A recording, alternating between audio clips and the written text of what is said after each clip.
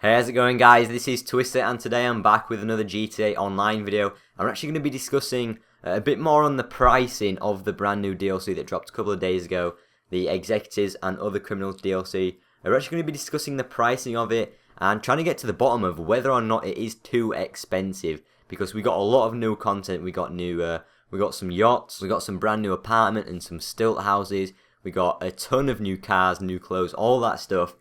And it actually comes to quite a large cost because those items are expensive, and when you total that up, the actual cost of it in total is 46 million in-game dollars. Now, I haven't been adding up these figures because I don't know the actual price of the different content off by heart, but luckily the 8-Bit Bastard Channel did a really good video on it, which I will link down below, pricing up every single item in the DLC, and that is the cost that it came to, 46 million, which is a lot. Like, I don't even know how many of you guys have actually managed to save up over 46 million in-game. I think the most I've ever had at one point is 15 million due to the Criminal Mastermind Challenge, and that's not counting any modded money or money glitched money or money given to me by hackers. That's like legit money, and that is a hell of a lot. That's crazy amounts of money. And if you were to actually buy that money through shark cards, that would cost you $663, which is the equivalent of just under £400, and that's by buying 5 Megalodon shark cards, which is the $8 million shark cards, and then 2 whale shark cards, which is the $3.5 million shark card. That's how much it would cost you in real money. So, as you can already tell, that's really expensive. That's a lot of money just to spend it on a video game, and that's a lot of GTA money. But now we're actually going to be asking ourselves, is the actual, pricing of the content itself too expensive? So I'm going to give you my personal opinion. I think overall that's a lot of money, and that is definitely expensive. I don't think there's any denying that. But we have had a lot of new content in this DLC, and I think a lot of it is priced quite fairly, to be honest. So, for example, 6 million for the cheapest yacht, I think isn't too bad, considering it is a yacht. It's supposed to be expensive.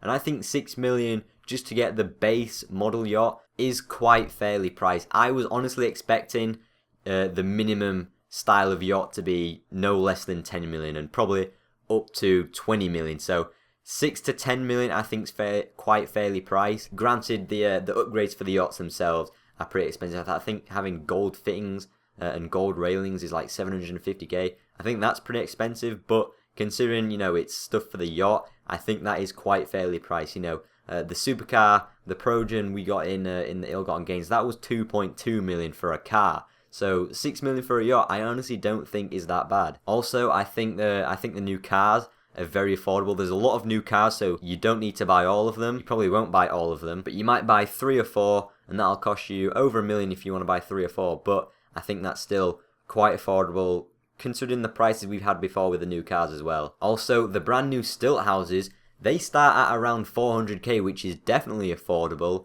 The new apartments with the interior customization, I think that goes up to 1.1 million, which is pretty on the expensive side to say it is just a new apartment. But again, I think overall the prices are quite fair themselves. I think a lot of people need to keep in mind that, one, you don't need to buy everything. There's nothing forcing you to buy everything in the DLC. There's nothing forcing you to buy the shark cards so you can afford all the in-game stuff when a new DLC comes out. I think another thing is people need to remember that you don't even have to buy everything on the day the DLC comes out. You can play the game for a couple weeks in advance or a couple weeks after the new DLC just to save up some money, just so you can buy some of the stuff. And you don't need to buy everything. You don't need to buy it all at once. So I think that's one of the biggest reasons people complain, because they just think that they have to buy everything, and you simply don't. And another thing, just to make my point, is that I think a lot of people also underestimate how much money you can actually make in GTA just by playing it regularly, and especially grinding heist missions. Also, if you haven't even done the Criminal Mastermind Challenge, you get 12 million. Well, you get 10 million, then there's a bonus 2 million for the other heist challenges that you can do. But that's a lot of money just to get in a day. You can do the Criminal Mastermind in a day. I wouldn't recommend it. I would probably recommend doing it over a couple of days. But if you wanted to do it in a day, That's 10 million just from the Criminal Mastermind challenge. And also, that's not as hard as you think either. I did like a full tips and guide video on the Criminal Mastermind challenge. It's one of my most popular videos. Well, it is the most popular video on my channel.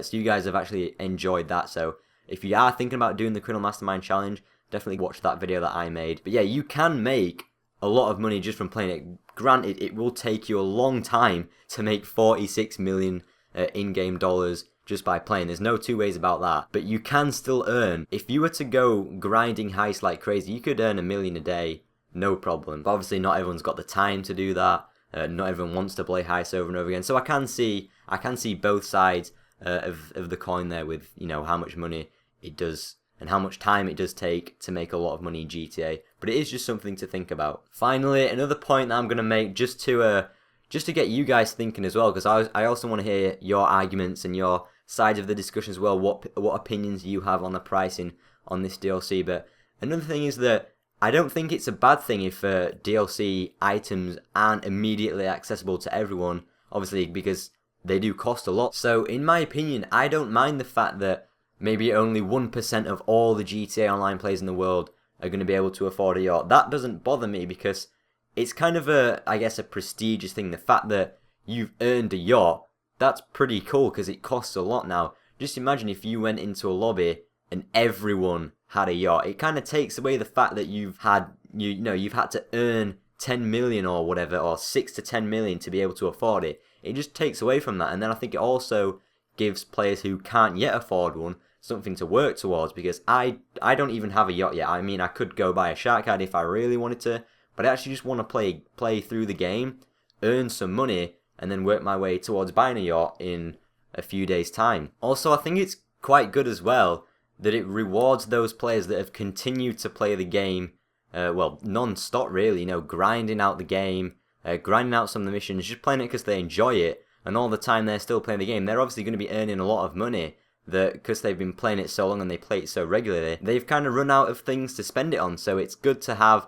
the new expensive items that they can splash the money on straight away and say to other people, hey, look at my new yacht, that's what I get for playing the game every day and having so much money. So those are all the kind of main points that I've got to make, just as the argument to say that maybe the DLC isn't too expensive. Having said that, let's be honest, there is definitely a push on shark cards. There's no denying it, to be completely honest, and I'm not exactly too keen on it, but I'm not exactly heavily against it, because you got to remember, people buying shark cards, people paying money for shark cards is funding the free DLC for everyone else. So again, just keep that in mind. So just wanted to make some points and have a bit of a discussion on whether or not I think the new DLC is expensive. So let's just recap. As a whole, it's definitely extremely expensive. I mean, 46 million in-game dollars is a crazy amount of money. But having said that, you don't need to buy it all. You don't need to buy it all straight away. And you can earn money in-game, contrary to popular belief. No, you do earn money in-game. And you will eventually buy the stuff you want just by playing the game. So those are my opinions, and hopefully you have enjoyed this video. Make sure to leave your opinions on this matter. If you think the DLC is overpriced and just too expensive in general,